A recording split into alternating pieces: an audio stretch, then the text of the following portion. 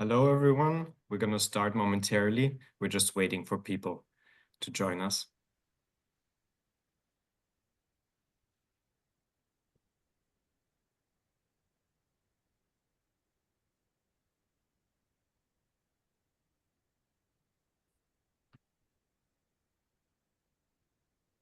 So, welcome everyone to our European and Eurasian Studies program panel on transatlantic relations in the shadow of US elections. I'm glad that you were able to join us, particularly during this sort of Thanksgiving holiday week. My name is Marcus Thiel, and I am professor for European politics at Florida International University, and I'm also directing FIU's Jean Monnet Center of Excellence, funded by the European Union. We wanted to host this webinar to highlight the profound impact that the US elections have on transatlantic relations in diplomatic ways, economic, and security relations. Not only were the US relations really important for Europe this year, but also the European Union itself in the summer had the European Parliament's election, which led to an increase in right-wing forces there after years of various crises from Brexit to COVID to the 2022 invasion of Ukraine by Russia. So the question that we want to talk about today is what will happen to those close but also increasingly tense transatlantic relations between the US and Europe. For that, I'm excited to have a real expert here and a professorial colleague with us today from IEE Madrid, Professor Alana Moceri, who will share her expertise on the impact of the elections on Spain. And thereafter, I will provide some insights regarding the US elections' impact on Germany and on the European Union. And then we'll open it up for you for questions. But before we begin, I want to thank the European Commission for funding our research activities, as well as the US Jean Monnet Network and my right hand, Madame Christine Kali. Thank you very much. And of course, to our expert Professor Alana Moceri, who's here with us today, which I'll introduce in a few seconds. But first, I want to hand it over to our Dean of the Stephen J. Green School of International and Public Affairs, who will say a few words of welcome. Thank you for joining us, Dean Dinar. The floor is all yours. Thank you so much, Marcus. It's really a pleasure to be here. My name is Shlomi Dinar, as Marcus mentioned, and I'm the Dean of the Stephen J. Green School of International and Public Affairs. And it's really a pleasure to be with you this morning, and I want to thank all of you for joining us. In addition to addressing a timely, critical issue of great concern, this particular event marks the continued strengthening of the relationship between our two institutions. And I'm specifically referring to the partnership between our school, the Green School, and IE's School of Politics, Economics, and Global Affairs in Madrid. Both of our institutions are full members of APSIA, the Association of Professional Schools of International Affairs. And this is the first event on which we have partnered. So we're very, very excited for that. From the Green School, I would like to thank two colleagues from the Department of Politics and International Relations for their efforts in moving this partnership forward. Professors Tatiana Kostadinova, who is the director of the European and Eurasian Studies program, as well as Marcus Thiel, director of the Miami, Florida Jean Monnet Center of Excellence. And I would also like to thank Christine Kali, who works very, very closely with both Doctors Kostadinova and Thiel. And while we have relationships with many institutions around the world, our partnership with IE University is very special, since it facilitates work with colleagues in Spain and, of course, Miami, where our school is located, which has infinite, deep-seated ties with Spain, given our proximity to Latin America. And as we were having these conversations last year about doing partnering together, I'd especially like to thank two colleagues from the school that we had these conversations with last year, and that's Ángel Alonso, as well as Ángeles Figueroa Alcorta Marin. So really glad that we've been able to move this partnership forward through this particular event. Today's webinar, as my colleague Marcus Thiel mentioned, will examine how the recent U.S. elections have been received in Europe and how they will impact the transatlantic relationship in the future. And really to formally introduce our speaker for today, let me hand it back over to Professor Thiel. Professor Thiel, the floor is back to you. Thank you very much, Dean Dinar. Appreciate your introduction. So let's start. Before we begin, I want to introduce our speaker, Professor Alana Moceri, and give a little bit of biographical background.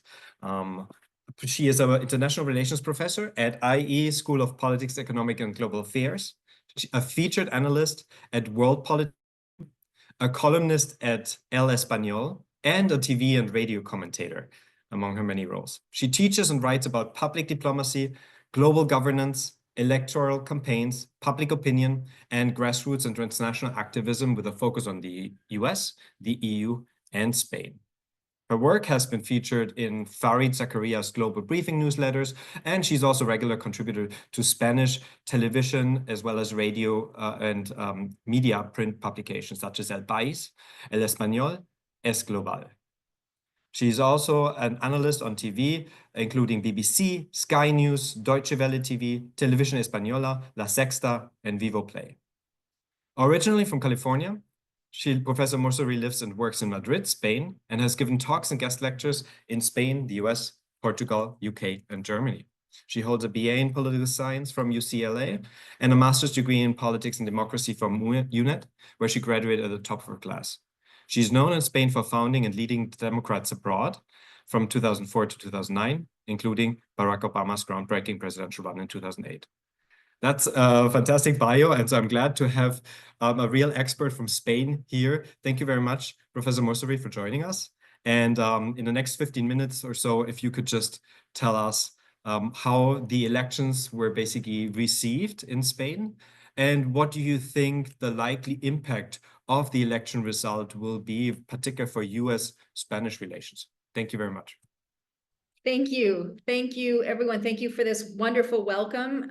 It's a real pleasure to be with you all today, and good fun to be able to zoom in, even if it's just by Zoom to my home country for about an hour or so. So really nice. Usually I'm explaining American politics to Spain in Spanish, so it's also kind of a treat to get to speak about Spain, which I'm actually write about a lot for World Politics Review, and so actually almost more of my writing is about Spain. But yeah, so it's been quite a time. It's been quite an election, and I have to say, I mean, really since the end of June, since that first presidential debate until, I don't know, even just this week, it's been one of the things that I've been doing this for 20 years now. This is my 20th year covering these elections from here, and it never fails to impress me how keenly interested everyone is in US elections. And I know I should be used to it. I live here, but every single time I'm amazed. And over the years, how many people have become real specialists. And it used to be 20 years ago, I used to have to explain to the Spanish media how US politics worked and how our system worked, that we were a presidential system and not parliamentary like here in Spain, and some of the basics. And now they've gotten a lot more sophisticated, and so I can focus on giving more detailed analysis rather than explaining political systems. So it is really interesting how this changes over time. And so yeah, this election, and of course the Trump victory, comes at a time that's really an interesting time for Spain. And I thought I'd start by giving you a bit of the lay of the land right now. Spain's current government has just been in effect for about a year. It was July of 2023 that they had a snap election, and the current governing the current government had to form a minority coalition. So Pedro Sanchez remains prime minister in a minority coalition with Sumar, which is a group of left-leaning parties, what the old Podemos used to be, if you follow this super closely, but it's the far left Up until 2015, Spain had two major parties, the right of center Popular Party and the left of center Socialist Party. Those parties have pretty much split four ways since then. And there's the right-wing Vox and the left-wing Sumar now. And then you can't really understand Spanish politics unless you understand the role of all the smaller regional parties, but that also gets kind of difficult. But they're often the kingmakers, and certainly Sanchez wouldn't be prime minister at the moment if it weren't for his minority coalition with Sumar is dependent on all of these smaller regional parties that came to the table, and that's a whole other story as to why and how. But it was months of negotiating and very, very difficult negotiations on difficult emotional issues here in Spain. But yeah, so that's where we're going. Vox, the right-wing party, has gained a lot of traction in recent years. What I always like to remind people is that before this right-wing element existed, it's just that they were part of the right of center Popular Party. And so they didn't have as loud a voice. But now that they're a separate party with Santiago Abascal, who leads them, who's got the huge public image here in Spain. And so it's a very different animal, much like the very left party, Sumar, which was, in the past was really just part of the Socialist Party, now has their own voice and they can make a lot of noise. And especially when they don't agree, because as a coalition, of course, is never going to agree on everything. And so it can make that, these coalition governments can be really difficult to manage. And so as this is happening, right, Spain's going through this. The recent election, Vox did very well. The right-wing Vox party was originally, most people thought that them and the Popular Party would rule together, and so we would have had a government ruled by those two parties, but they didn't have enough to make the vote, the investiture vote. So Sanchez was able to form a government again. But Vox is a very important force in Spain right now. They exist in governments and regional governments across Spain. In the European Union, they are part of Patriots for Europe, which is basically this European platform for the right-wing parties. They're kind of, one journalist in Spain called them the Spanish section of Trumpism International. They very much are linked together, right? It's easy to forget that political parties do a lot of work behind the scenes, even if they're not formally linked. And so most often through their think tanks. And so certainly Vox and Santiago Abascal are very linked to Trump's MAGA coalition, his movement.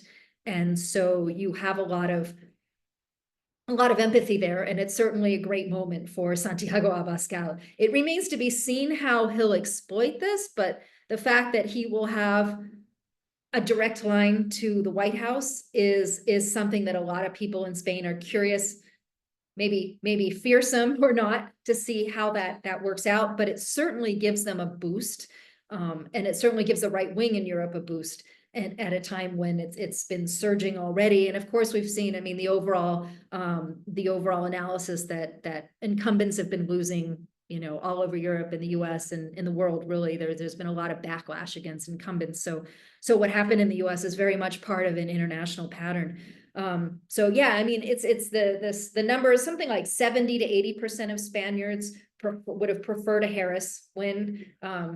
I experienced a lot of that as the campaign wore on. But that still means that maybe 20 to 30% of the people in Spain kind of like Trump. And so, it's interesting. Actually, for me, that's kind of a shocking number, just considering the people I talk to day to day. But then when I consider that my last column, when it published, that was my final straw with X, because I had so many nasty comments about it. I published an article just talking about the misogyny that was part of that vote, and you would have thought I was saying something super radical. So yeah, that element is definitely here. So that's one piece of it, is what kind of a boost does this give to Spain's right-wing party and other right-wing parties across Europe, because they're definitely pulling, ideas, resources, all of those things. And just part of it, I think it says this sense of being just bolder. I mean, that's what surprised me. I've had I'm thick-skinned. I've had backlash online before. You certainly can't be anyone who talks publicly about politics and not be ready for it.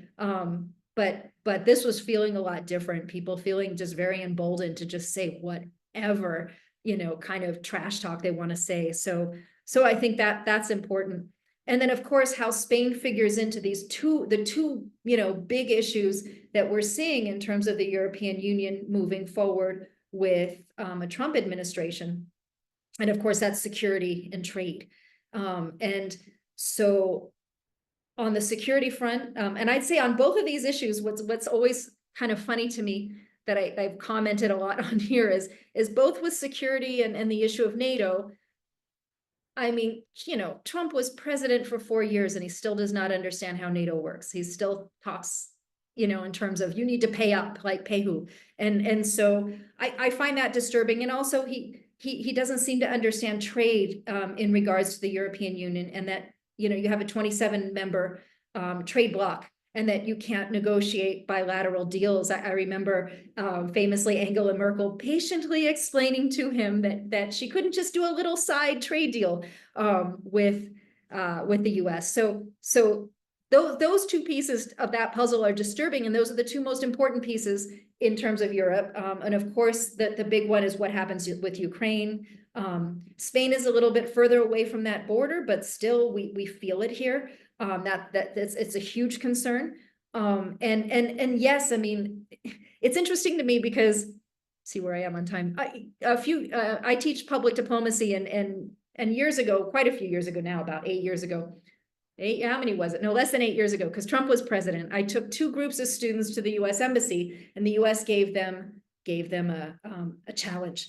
And the challenge was, how can you get Spain to get closer to their 2024 NATO military expenditure goal, right? To this 2%, because Spain continues to be the lowest in the EU. And one of the groups, probably the most astute group, said, well, I mean, if you want people in Spain to want to spend more money on security, you're going to have to scare them. And we thought that was, it was interesting. It was kind of funny, but it also was not. I mean, obviously, it's unworkable from a public diplomacy standpoint.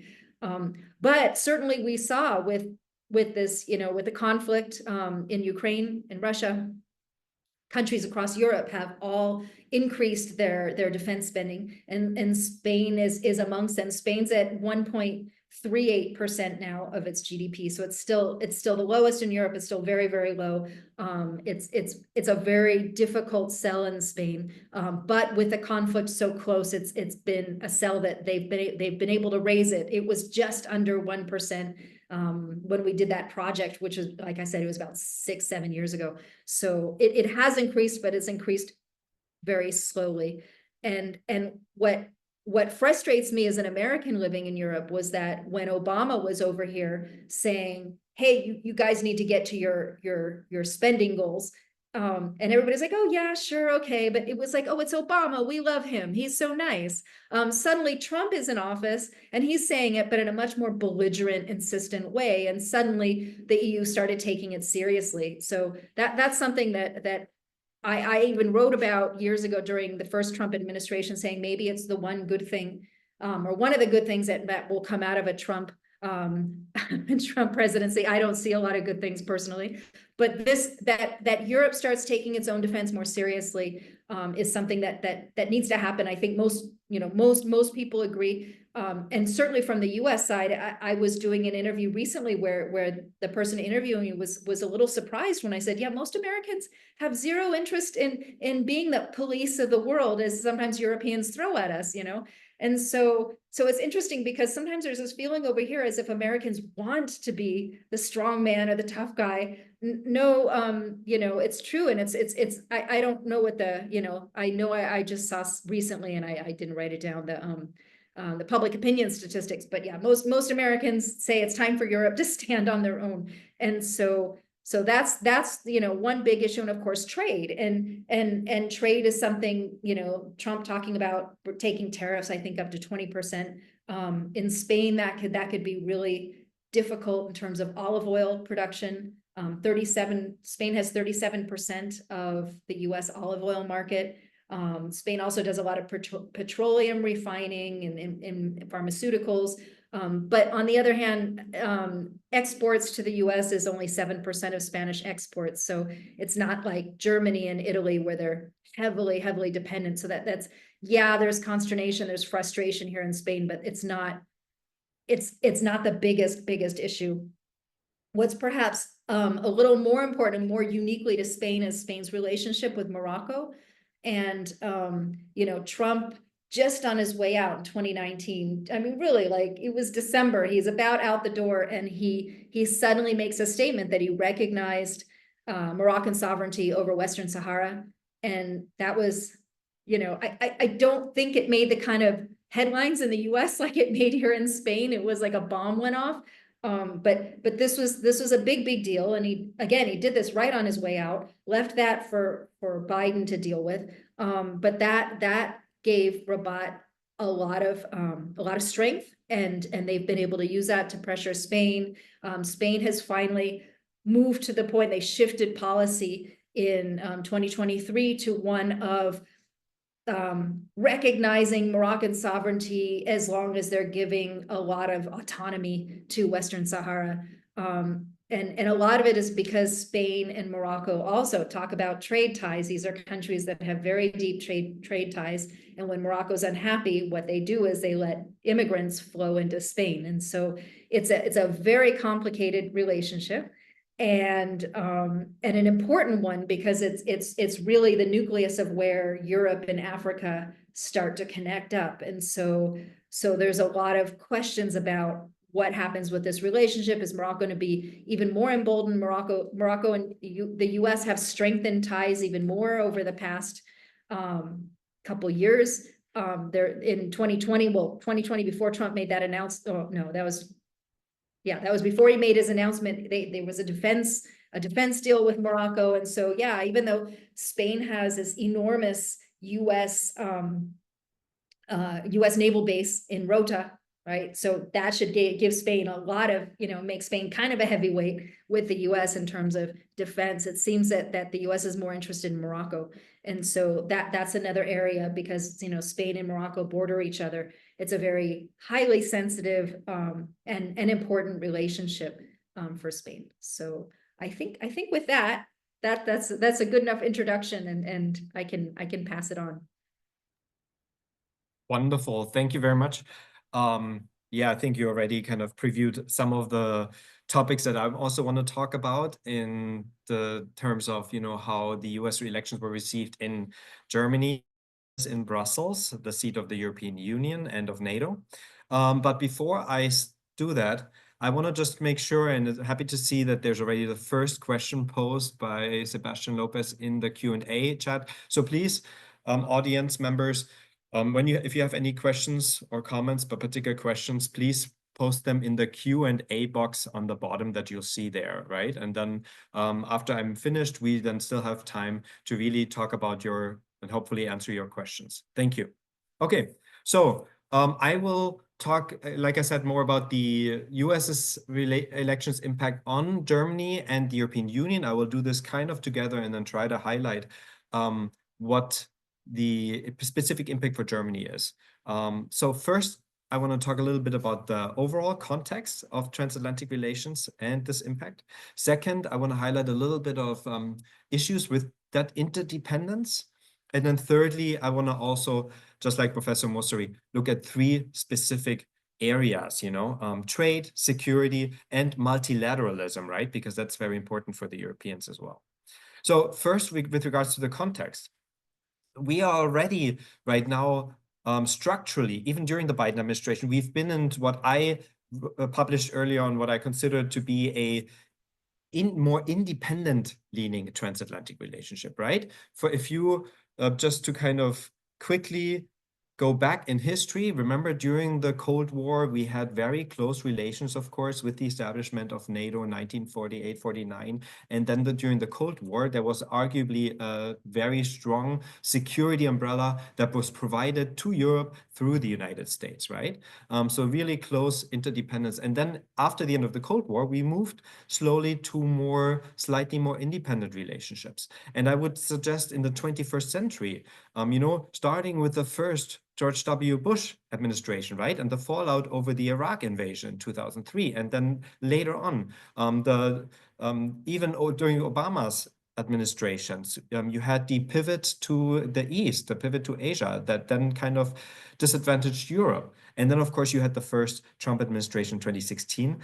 That was that major wake-up call that Professor Moceri was referring to. So we are ready structurally in a much more independent transatlantic relationship.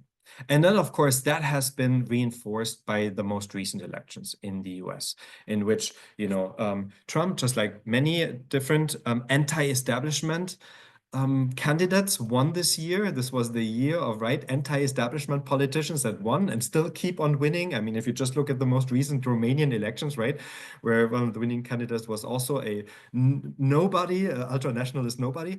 So this keeps on happening.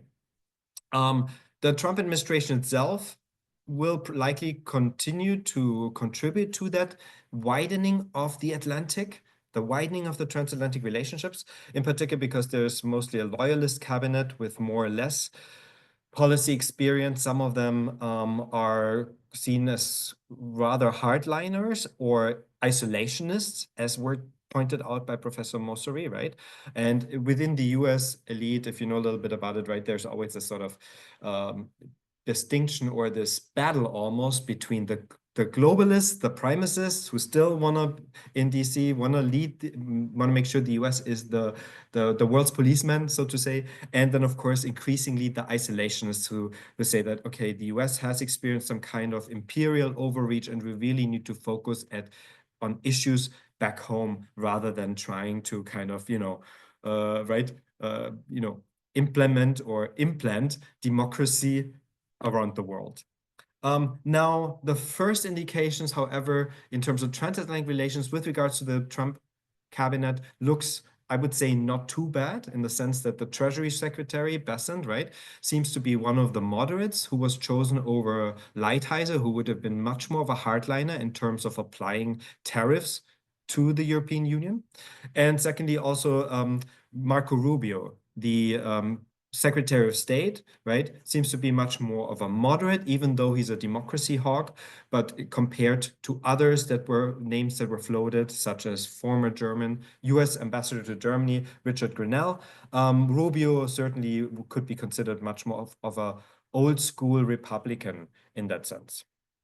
With that being said, in terms of the context, we also have to acknowledge, as was pointed out by Professor Moceri, that there is in the US amongst political elites as well as the mass public a knowledge deficit about what the European Union is, right? I mean, it's hard even for Europeans to understand what it is.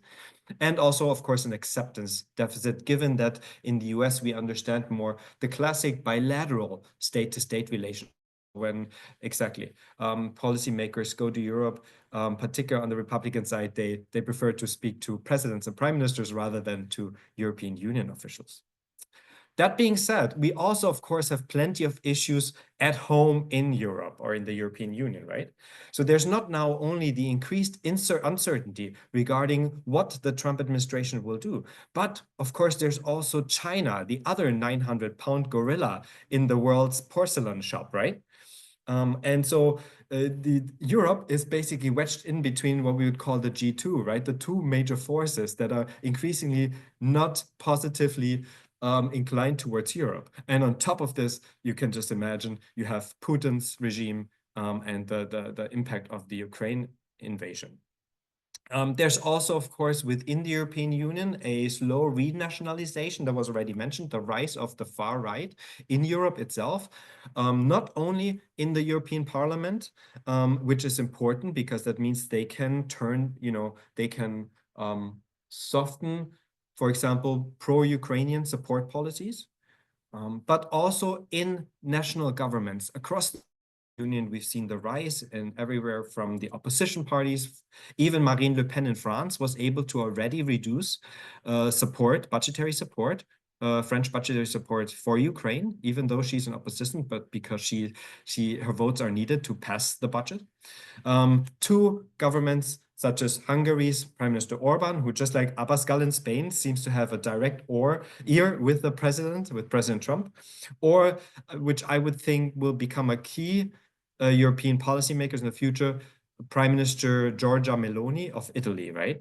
Because she plays both sides very well. On the one hand, she is a far-right nationalist and therefore shares a lot of anti-migration, economic nationalism with the Trump administration. But Italy's Prime Minister Meloni also is supporter of Ukraine, for example. She also has good relationships with the executive head of the European Union, Ursula von der Leyen, right? So she's able to really speak to both sides, unlike, for example, Prime Minister Viktor Orban of Hungary, who is much more derailed in Brussels in the EU offices. So we have a couple of issues at home too. There's also the leadership vacuum. In the past, the Franco-German alliance, right, basically was the backbone of the European Union. Both governments are very weak right now. France has a leadership issue with President Macron being a lame duck president. They also have major budget woes. And like I said, Marine Le Pen holds the hands, basically holds the government hostage, because if she withdraws support, the French government, the French prime minister would fall by the wayside. Germany just recently dissolved. So basically Germany had to call for new elections, early elections in February 2025. The current outgoing chancellor stands for re-election, but nobody sees him having a chance of winning. And so there will be likely another more conservative German chancellor coming in, Friedrich Merz, and that may actually be positive in that sense for German-US relations because A, he's from the center-right, and B, Friedrich Merz has also extensive business experience. And you can see that, right? Donald Trump likes to talk to like-minded people. And so I think there's actually some deals that could be made between the new German chancellor and the United States government. So that's about the context. A little bit about the transatlantic relations and what that means. And as Professor Moceri already pointed out, yeah, we have the close transatlantic interdependence, and particularly in trade. Together, the US and the EU are the largest trade and finance partners on the globe, right? It's not the US and China, it's not EU and China, it is the US and the EU. So any measure that would negatively impact on trade will have ripple effects way beyond these two regions, right? In fact, a trade war, which is a possibility, but hopefully not a likely one, has the potential to cause a world recession. And I think nobody wants to see that, right? Neither Washington nor Brussels. But one of the cruxes in that is that the Europeans consistently have trade surpluses with the US. That means the Europeans export more to the United States than what the US exports to Europe.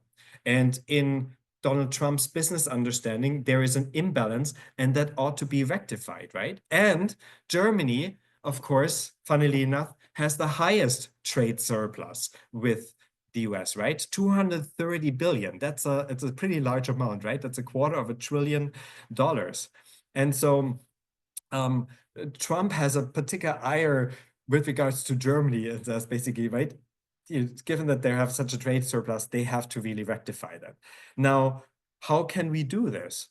You may have just heard in the news today that yesterday, I think that Donald Trump announced the imposition of 25% tariffs even on Canada and Mexico, right? Some of the more integrated US trade partners. So the Europeans, while having had in the past about 4% tariffs, are expecting now general tariffs, not specialized, individualized to specific sectors, but generalized tariffs of between 10 to 20%.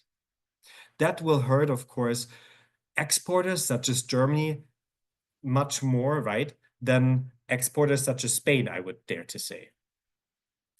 Even if the Trump administration will not impose 10 to 20% tariffs, then we still could see an indirect economic pressure on the Europeans, because if the Trump administration really remains as hawkish as the Biden administration was on China, China will start with a trade diversion. China will redirect the production surplus that they wanted to sell to the US. They will redirect that to the European Union. And the European Union, again, has to implement countervailing trade protection measures, not only against the US, maybe with retaliatory tariffs, but also against China. And that is not good for a European economy, which is already in dire straits, right? I mean, Germany literally, the former #1 economy in the EU, had for the last 2 years almost no positive growth, right? And is almost on the verge of a recession constantly. So you can see here, it's a very sensitive topic. And of course, security plays into it. So let's take a look at these 3 areas. I started to talk about trade already. What would Europe need to then do? We don't know exactly how high the tariffs by the Trump administration will be. Again, the estimation is between 10 to 20%. So Europeans either need to hit back quickly with retaliatory tariffs, but at the risk of a trade war that could lead to a global recession, as well as, of course, a recession within the euro area. And nobody wants that, because the Europeans, in turn, the 27 member states, are highly integrated markets. And right, if the big guys start to fall, then that whole economic house of cards may be coming down. More likely, the Europeans will try to appeal or appease the Trump administration. How to do that? Well, by, for example, buying more energy imports from the US.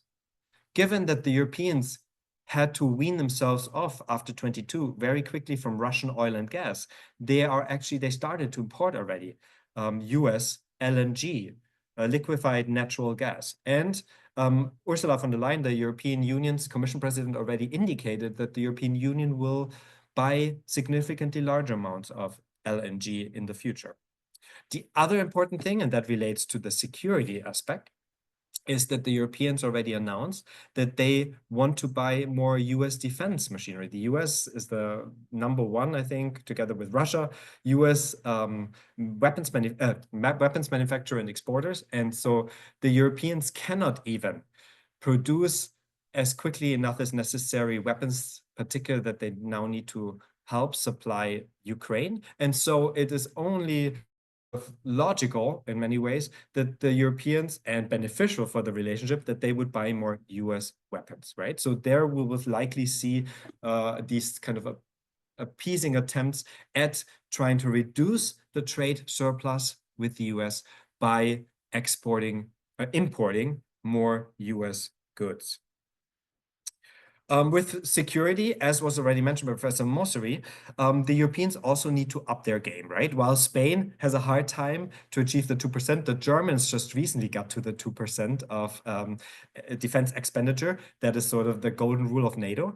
But NATO already internally, the 32 member states, are now eyeing not 2%, but 3%, given, of course, the geopolitical pressures, particularly the Putin regime's pressure, right, on Ukraine and on all the Eastern European nations. So the Europeans will have to spend more on defense. They will have to upgrade their defense markets, defense procurement, defense production, imports.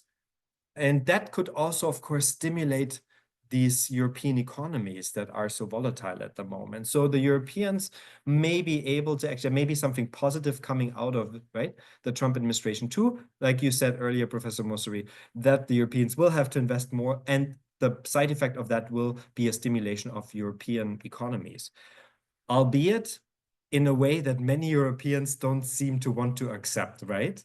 The Europeans still, in general, have a fairly pacifistic outlook, at least the Western Europeans. In Central Eastern Europe, it may be a little bit different. And so we will see how that goes down with European publics.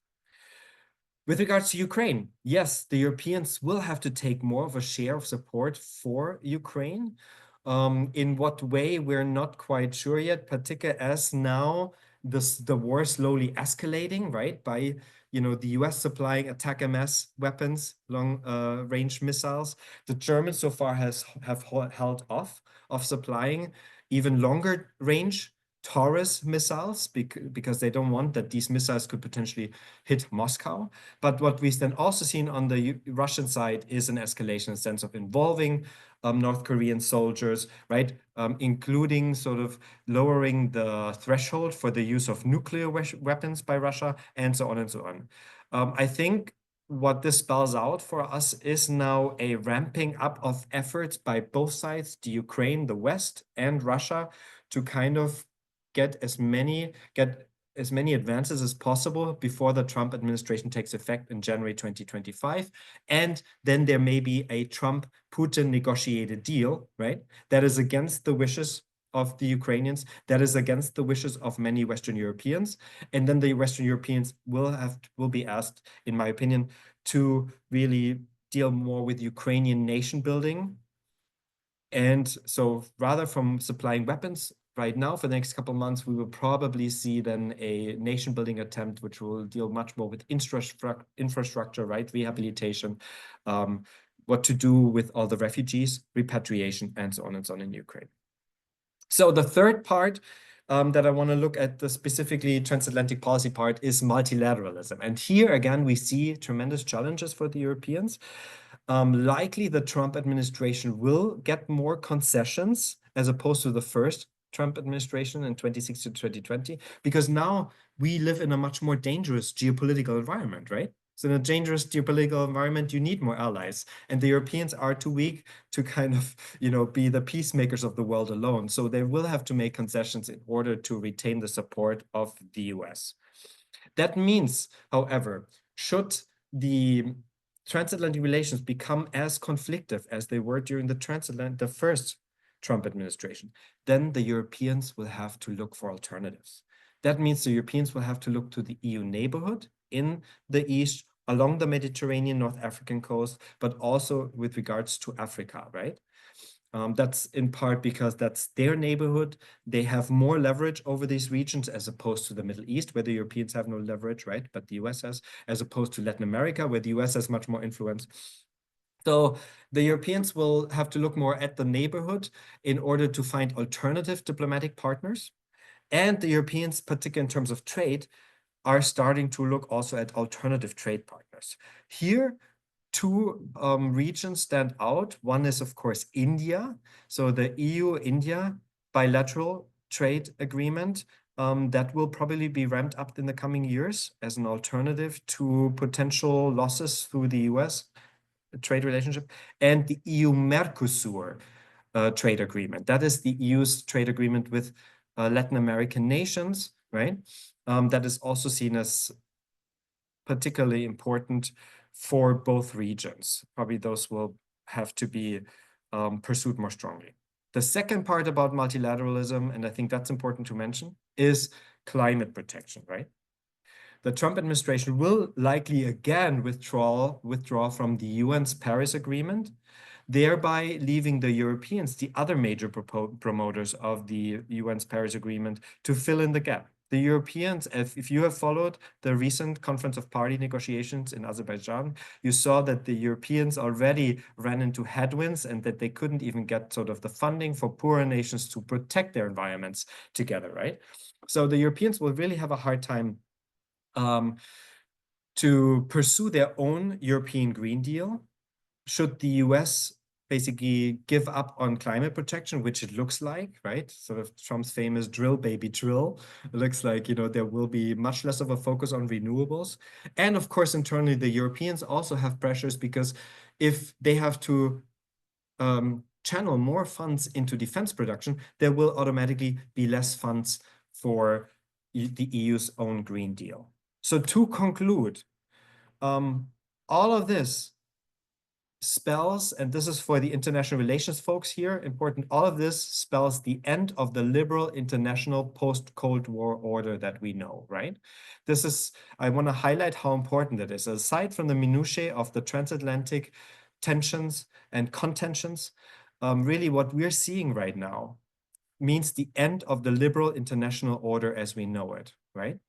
It's a much more geopolitical age. We've already seen this before the Trump administration too came into power, but this spells the death nail of the liberal international order, in my opinion, which will not build as previously on international norms, but which will become much more unpredictable, much more pragmatic on both sides, and also much more transactional, right? If you can do this for me, then I can help you in that sense. I'll leave it at that. And I welcome now your questions. Please post them in the Q&A box. I see that there are already 3 there, and I wanna now quickly, I'm gonna check them, and we will try to answer these 2. So please, if you post questions in the Q&A box, please, if you have specific, either Professor Moceri or me, that you want them to answer, then note that as well. So let's start with the first question by Sebastian Lopez, who asked, what would be the pros and cons within the relationship with Spain and the US, I guess that's for you, Professor Moceri, towards the regional elections within both countries? So what are the pros and cons of the elections for both countries? I think you started to answer a little bit, but maybe you want to go into more detail.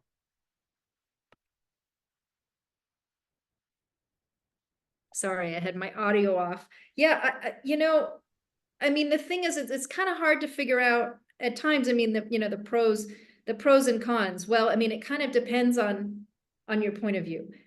Certainly for people who like Vox, then this is a big pro. It's great for them. It should probably have a good impact on them.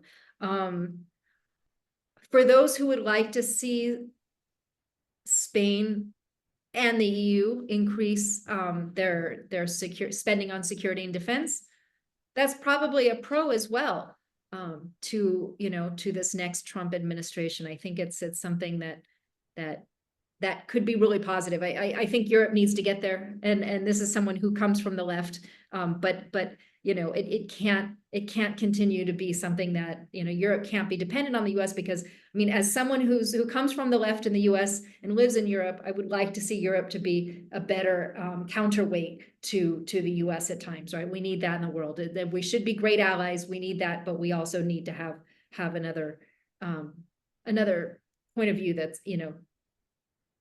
and that gets to my leadership in Europe, and can Europe be a counterweight to this Trump administration, but only if it can find leadership.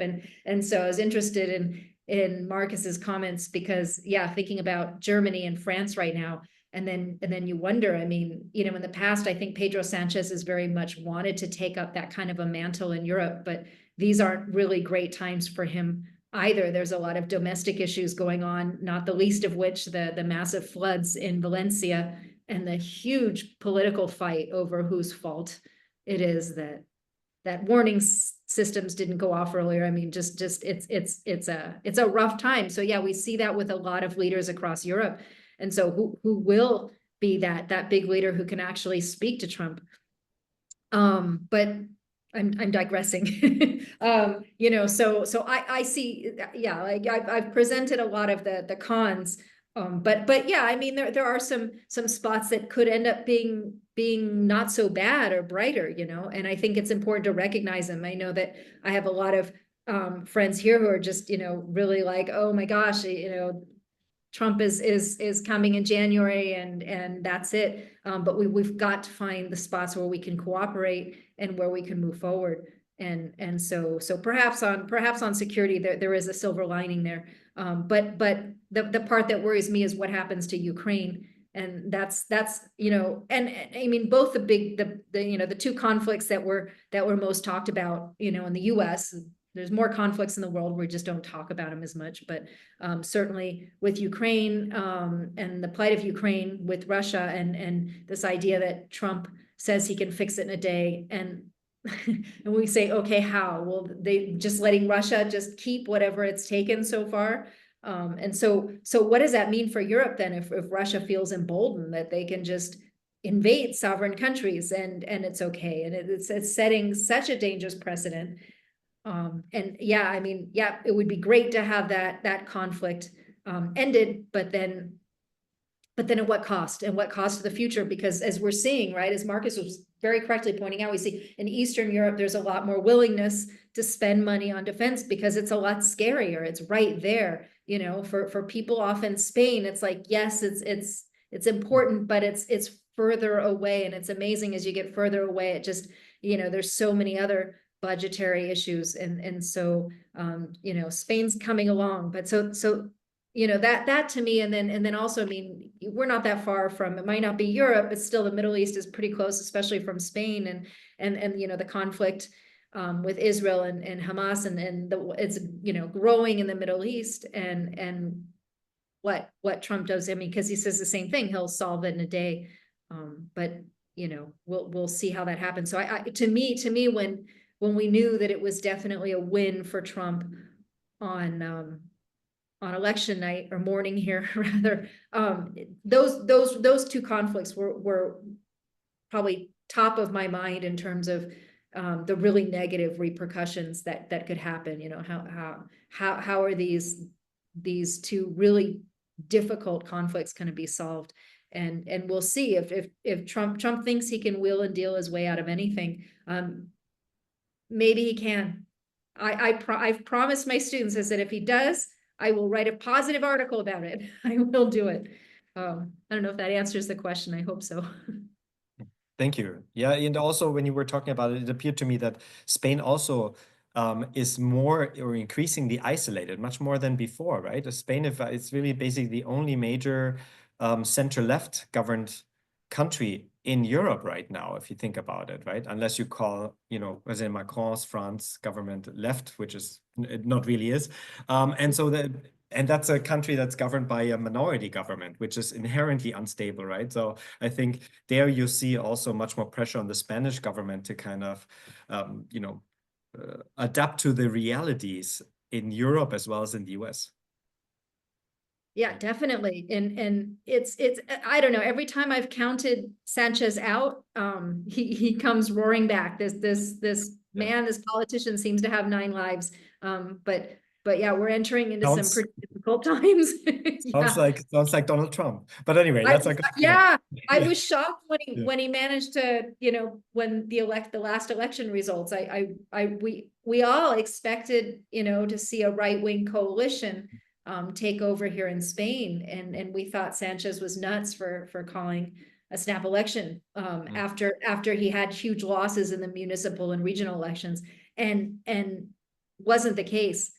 But yeah, he's got sort of scandal going on with his wife, and again issues over the management of the floods, and so it's been a rocky road, but he manages to navigate it. So we'll see, and that's the thing, because if Europe isn't going to be some sort of I'm looking for the better word, I don't know if counterweight is right, or, you know, leadership in the world, because we saw this in you know, Trump's first administration. I mean, the man has zero interest in being the so-called leader of the free world. That's fine. We do need, you know, if our international world order is I mean, it's in need of, or the liberal world order is in need of shifting. It is in need of shifting, and it can't just be dominated by the US. And I've often said I'd like to see more European leadership. And I don't know. I mean, I'd ask you that question, Marcus. Is that possible? Can the EU step up in this way and be more of a leader of this order? You know what? I mean, the thing is, for example, that the Europeans, including von der Leyen, the Commission President, and for example, the German Foreign Minister Baerbock said, like, our response to America first, right, needs to be Europe united. Sounds great in theory, but as you know, the practice is much more difficult to implement, right? And if you have 27 different countries with 27 different ideologically sometimes opposed governments, all with their own interests, right, in what they want to get out of the US, what they want to get out of the European Union, I think we should be under no pretense that the Europeans alone certainly cannot, I mean, you know, cannot represent or cannot fill in the US's leadership, right? Should the US abdicate its leadership role. So I think the best case scenario would be probably a close collaboration of both, but this will be very hard to achieve, right? That leads me actually to question because we have a couple of questions. So thanks for your question coming in. Diego Espinosa asks, what will Marco Rubio's impact be on NATO and EU relations? I don't know if you want to add to that, Alana, but just very quickly, my sense is that, particularly in terms of NATO, again, Marco Rubio is more of a conservative, old-style Republican, right? He used to be the head of the Senate Foreign Affairs Committee, and as such has good foreign policy experience, and I would consider him rather moderate compared to the other alternatives that were named for the Trump second cabinet. So that means with regards to NATO, he is a proponent of NATO, unlike Donald Trump, right? In fact, Marco Rubio, if you remember, pushed through a law in the past couple years that prohibited any US president to unilaterally withdraw from NATO. It was because of the Trump threat made to withdraw from NATO in the first threat, right? So you can very clearly see that Marco Rubio will be a proponent of NATO, but at the same time that posed at the European Union, he will also ask the Europeans to do more of the burden sharing in terms of security for Ukraine, no matter if this means continued stronger development should the conflict between Russia and Ukraine go on as it is right now, or again, like I said, more contributions toward the post-conflict should there be a Trump-Putin dictated peace deal, which I see is a real possibility. I don't know, do you want to add to that, Christian? Yeah, I'd say, I mean, yeah, it is interesting, and it makes me, about Rubio, I mean, he's someone that Marco Rubio has had an interesting history with Trump, if you remember back in the primaries of 2016. And I remember listening to Marco Rubio on a podcast when talking about how, when he tried to sort of throw some of Trump's insults back at him and made a dumb joke about his small hands. And he says, yeah, it didn't work. I don't know. And so it's interesting to see how he's come around and now joined this administration, because he's still young. And I think he's someone who could still run. And I don't know. I mean, I think he's calculating that being part of this Trump administration will give him the bona fides to win with that coalition of voters. But yeah, and so it is really interesting that that provision that was put into the defense bill about needing a congressional vote to withdraw from NATO. But right now, the Republicans will, at least in January, will control both houses. So he probably could get the vote. But I also remember someone like, Rex Tillerson, when he was Trump's first Secretary of State, and they ended up, butting heads, and he ended up, Trump really just pushed him aside. This man who had been, CEO of Exxon, probably more powerful than being president of any country. And then he ends his career being sort of Trump's punching bag. So we'll see. I think it's a risk for all of these people who have joined his administration. I mean, I was listening to a podcast yesterday to decide, well, yeah, him and Elon Musk, how long will that last before these two egos start clashing? So I suspect, but I could be wrong, that Rubio, when it comes to any kind of push and pull with Trump, will probably go Trump's direction, because there's no winning there. I mean, he either then just leaves, and then what? He's a Republican who had this bright future, and then he sort of ends as, or he cooperates and tries to make something of it. But I don't think he's going to be able to exercise that much of his own beliefs about international relations. He's going to have to really toe Trump's line. Thank you. I think I want to take two questions as one because they're kind of similar. So the next one will be by Mariam Timirbayeva, and then I'm going to combine that together with Fernando Morphy's question, right? And both kind of ask about, the future geopolitical picture, the larger, broader picture. And so Mariam asks if I can shorten that in the context of potential transatlantic divisions, how that the EU shift its focus towards deepening ties with emerging powers such as China, India, or Brazil, right? And what opportunities jealous could this realignment present? And the same Fernando asked, I think in the same vein, do you think that stronger liberal democratic values between the US, EU, and friends and allies of both sides join together in a world with China, Iran, North Korea, Cuba, Venezuela, right? So will there be a more entrenched, I guess, potential lip block, even though I don't really see that? Or, will there be more pragmatic geopolitical relations between the EU in that case and other countries? Well, with regards to with regards to China, it's very quickly, China is also seen with a high amount of suspicion, right, by the Europeans. Although the Europeans, like the US, but even more so, have also a higher trade interdependence with China. In that sense, whereas even under the Biden administration, which was also quite hawkish on China, the Trump administration will likely continue this hawkish course against China. And while the Europeans previously said, we don't want to follow the Biden administration's lead in totally decoupling from China because we need Chinese trade relations, right? The Europeans called it the de-risking from China. That means, for example, keeping China out of sensitive trade and technology areas, right? If you remember the Huawei intelligence, right, scandal in which the Huawei company was basically excluded from any sensitive infrastructure projects in Europe, and that caused a lot of tension with China. So I don't think the Europeans will side with China. Particularly since China is also seen increasingly as allied with Russia and Putin's regime. Now with India, yes, this is definitely an opportunity window to strengthen relationships with India. But if you know a little bit about India, India is the world's largest democracy, but it also has its democratic issues, as every democracy has. And the Indian government usually in the past was a non-aligned member state, right? So it wasn't clearly part of the Western liberal international order. It is sort of on the border.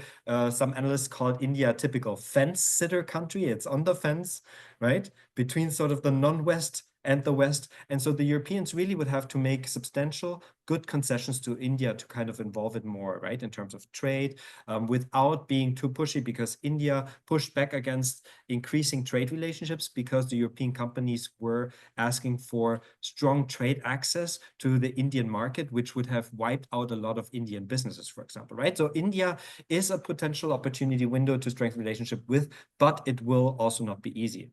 And Brazil, well, Brazil, that relates to, of course, the largest country on Latin American hemisphere, also major player now in EU-Mercosur negotiations that are to be concluded, hopefully fairly soon.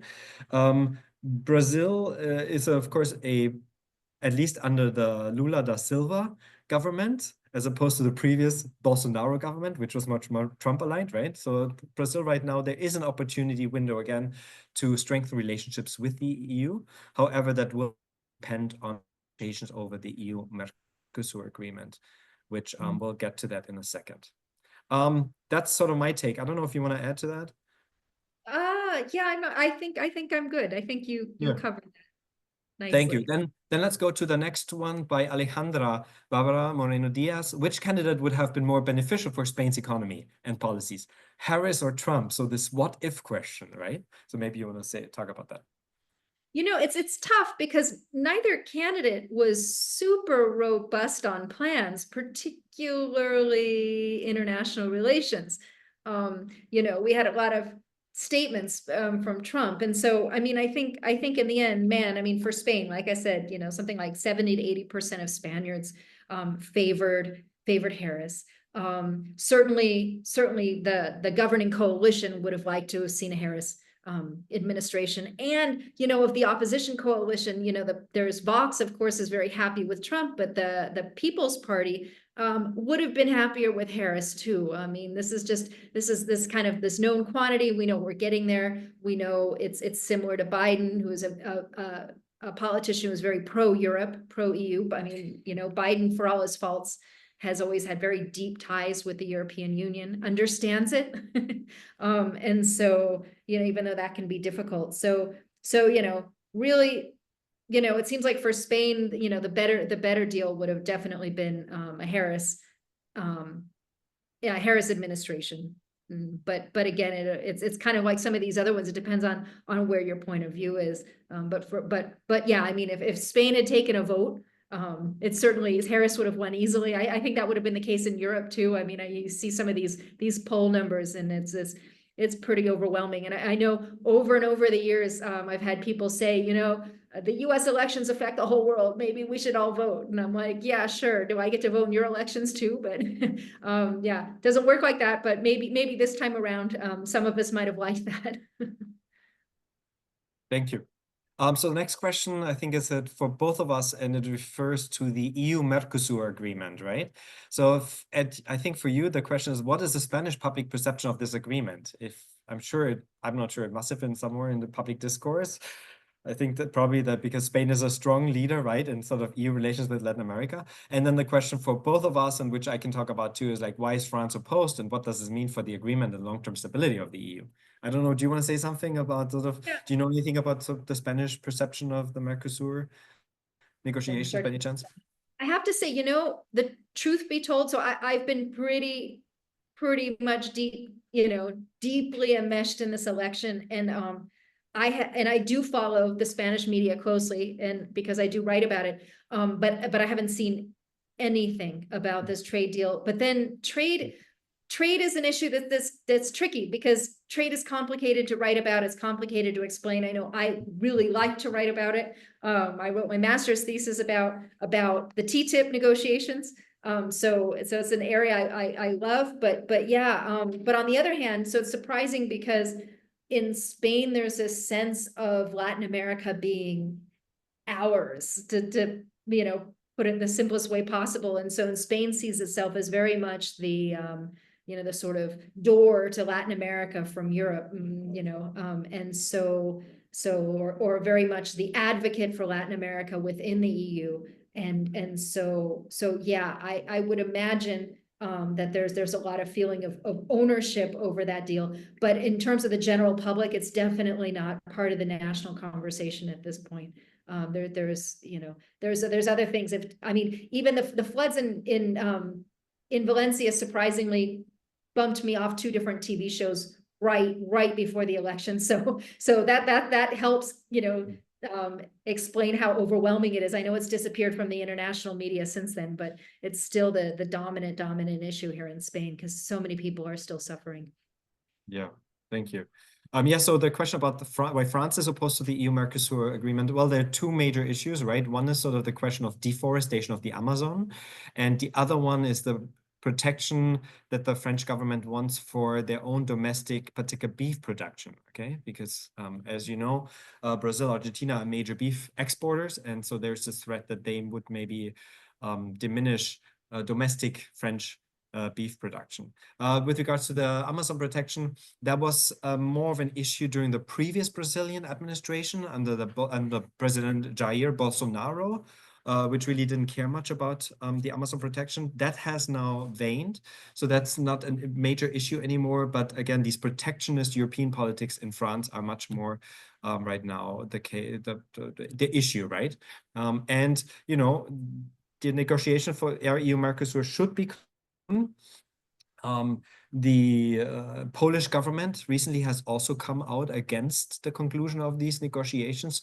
So we're waiting now also to see what the German and the Italian government's position will be on the conclusion. The German government so far wants to have the EU-Mercosur agreement concluded. So you see here, the French and the Germans are not aligned on that as well, which spells usually trouble for the conclusion of a trade agreement, right? Because you need European unanimity, or at least some consensus, to conclude it. But in the interest of time, because we only have 5 more minutes left, let's look at some of the other questions. Adri Gonzalez, if the US implements or restrict measures to regimes like Venezuela and Cuba, will Spain follow? I think we can answer pretty shortly no, right? I don't know if you want to add to that. Yeah, that's a really interesting question. Certainly, though, both countries are countries that Spain is always keeping a close eye on. And yeah, it also depends on which government is in charge in Spain. If it's a right-wing government, if Spain manages to change government, well, they agree with taking hard measures with Cuba and Venezuela. And so yeah, it's complicated, but I don't think we'll see Spain following any special thing that Trump does in regards to those countries. I'm not sure exactly what strict measures means, but it kind of depends on what we're talking about. But there's already there's already massive amounts of sanctions, and so yeah. So yeah. Thank you. Camilla asked, and I think we've talked about this, so maybe let's keep this short again in the interest of time. If a peace deal between the US and Russia happens, what would be consequence implication for Europe's security? Of course, that would generally not be good. It would maybe help in the short term, because right now we're having this entrenched long-term war, right, where the Europeans are asked to chip in much more in the future, and that will be a major challenge to them. But in the long term, this will mean that then Putin's strategy basically won. This will mean permanent Putin threat, as long as he is in power of basically Europe's eastern flank, all the way from the Baltics down to the Balkans.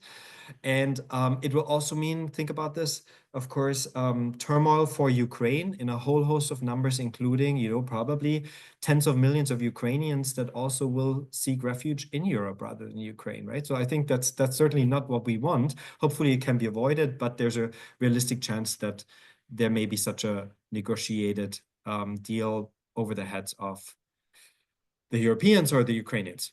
Lucas, what factors have contributed to the rise of right wing around the world, such in the EU and US? What is it that people are connecting with these ideologies and politics? I don't know. Do you want to give your 1-minute answer to that? I would just want to say that we had really rough times in the last couple of years, right? And then sometimes, people just don't vote for anti-establishment parties, period. Yeah, I mean, we've seen, and certainly, post-COVID and people, of course, there's still a lot of frustration left over from that. And I think we'd be foolish not to recognize it. And so that frustration over that time, and then frustration with governments in general, and feeling like, these situations are broken and nothing's really getting done. And so often the feeling is, well, then let's break it good, let's really tear it apart. And so, it's frustrating, I think, for those of us who study international relations and political science, because we're like, no, we can fix this better. But this kind of let's blow it all up seems to be the prevailing attitude in a lot of countries. Mm-hmm. Yeah, exactly. And if you come from a slightly more leftist viewpoint, right, you would also add that sort of some of the excesses of neoliberal capitalism also have contributed, of course, to the hollowing out, remember, in advanced economies of labor, of organized labor, of labor power, of the white collar, blue collar workers. And that, of course, then also lead to them voting for left increasingly for the right? And we've seen this across advanced economies. The last question, I'm sorry. Sorry, I was just going to say, what you're hitting on as well is these inequalities and how, I mean, we were talking about this back in the early Obama elections, that we have to look at these huge inequalities that are opening up, and because this technology is taking jobs away from people, and neither party was doing, at least in the US and certainly here either, it was doing a good job addressing these problems. And Trump came along with maybe not the correct answers, but the answers that resonated with voters. And we're seeing that all over the place, as backlash against migrants because they're taking our jobs. And people are angry, and they're looking for a quick place to put that anger. Thank you. Yeah, and just very quickly, the last question, sorry that we don't get to all of them, but please, you're welcome to address them with me personally or Professor Moceri. How might the policies of the new administration influence the willingness of EU candidate states to join the European Union, right? I mean, that's an interesting question, Mariana. Thank you. From what I've heard, it is the name Richard Grenell, the former Trump ambassador to Germany, is floated as sort of Trump special envoys to the Balkans. And again, that spells for a much more transactional approach towards, right, the Balkans, collaboration with the Serbian government, which is, by the way, also playing, just like Italy's Meloni, both sides, right? Russia as well as the West. And so you're gonna see that the Europeans, while they have tried to make more credible promises of early accession of the Balkan states, if you know a little bit about the Balkan states, there are still a lot of reform needs that need to happen, everything from basic security to civil military relations to war criminals, yada, yada, yada. And so I know it's going to be very difficult. I think the Balkans may be able to use sort of again, sitting on the fence between Europe, right, Russia and the US, actually to their advantage, right? So in that sense, the Balkans may have more leverage as opposed to Europeans. But that's just my quick take. I don't know if you want to add to that. Yeah, I mean, it's an interesting question. And then you think, well, I mean, part of the problem is I think, yeah, like you said earlier, even Europeans don't understand the EU. I'm sometimes amazed. I ask my students who are mostly EU citizens, and I'm like, so, you know, I ask them basic questions about the EU, and I'm like, come on, you know. And so yeah, it's a real challenge. And then for the rest of the world to understand the EU, I'm teaching public diplomacy after this, and I think next week we'll talk about that. But it's a real problem. The EU does have offices in the US to try to explain who they are. I think that's a good time to step that up, because if the EU is going to survive, then it needs to have a stronger image for what it is in the world, what they stand for. And I'm very pro EU, but they need to be able to communicate that more clearly to the rest of the world. Yeah. Thank you. Well, on those pensive notes, I'm sorry that we couldn't get to all of your questions, but please feel welcome to email them to both of us, Professor Alana Moceri from IE Madrid or myself here at FIU. I want to thank you, Professor Moceri, very much for your participation. I want to thank everyone for their participation and your questions. And no matter what's going to happen in the next 4 years, right, it definitely will not be boring. We can guarantee that, right?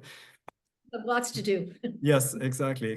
Lots of challenges, hopefully in the most constructive way possible. But with that being said, thank you, everyone. Thank you for all the organizers, including our tech guys, Madame Kali, Professor Kostadinova, and others. And of course, you, Professor Moceri. Thank you very much for joining us. And to everyone, happy Thanksgiving. And yep, good rest of the week. Take care.